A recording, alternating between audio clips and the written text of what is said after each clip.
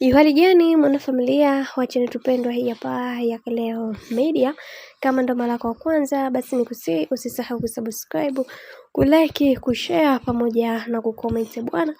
Mambo yanazidi kuwa mengi kadri siku zinavyozidi kwenda, na kama tunavyoweza kuona mambo yanavyozidi kuwa tata zaidi.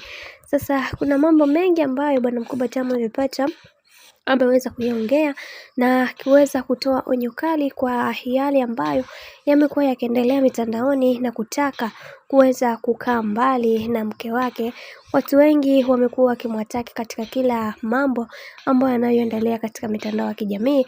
Sasa kwa upande wake amependa kuchukua fursa hiyo na kuweza kuweka wazi kuhusiana na yale yote ambayo yanayoendelea kwa kipindi hiki, na kisha akasema kwamba naamini katika haya yote ambayo yanayoendelea kila mtu atachukua nafasi yake, kwa sababu kuna watu ambao wapo kwa ajili ya kuweza kuona watu wengine wakiingia katika matatizo, na mimi sipendi kabisa kuweza kuona mwanamke wangu akiongelewa mitandaoni, kwa sababu kuna namna fulani huwa najisikia vibaya, na mimi nitapambana kuweza kuhakikisha kila kitu kiwe katika misingi na mikakati iliyo bora, kwa sababu naona kabisa watu wanataka kuendelea kumpanda mtu wangu kichwani. Nami natoa onyo hili kwa kila mtu ambaye anayemzungumzia kwa namna moja ama nyingine, kila mtu aweze kukaa mbali naye, kwa sababu kuna mambo mengi ambayo yanayoendelea katika maisha, na yeye binafsi hapendezewi na haya ambayo yanayoendelea kwa kipindi hiki. Na wengi wao akasema kwamba kwa hiki ambacho kinachoendelea, wacha tuone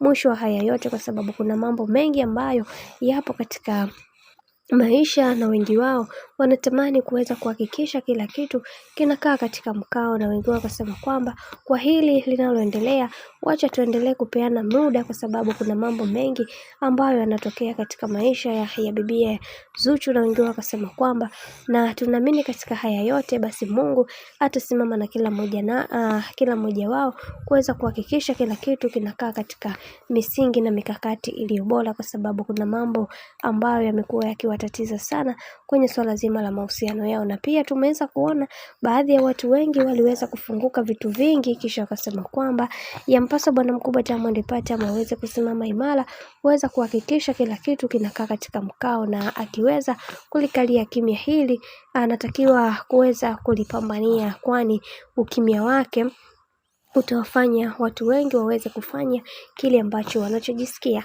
Bwana, mambo ndo kama hivyo ambavyo unavyozidi kuona mambo yanazidi kutaradadi kadri siku zinavyozidi kwenda, ndivyo mambo yanavyozidi kuwa kibao. Mimi naomba nikusihi kitu kimoja, kama ndo mara ya kwanza basi usisahau kusubscribe, kulike, kushare pamoja na kucomment.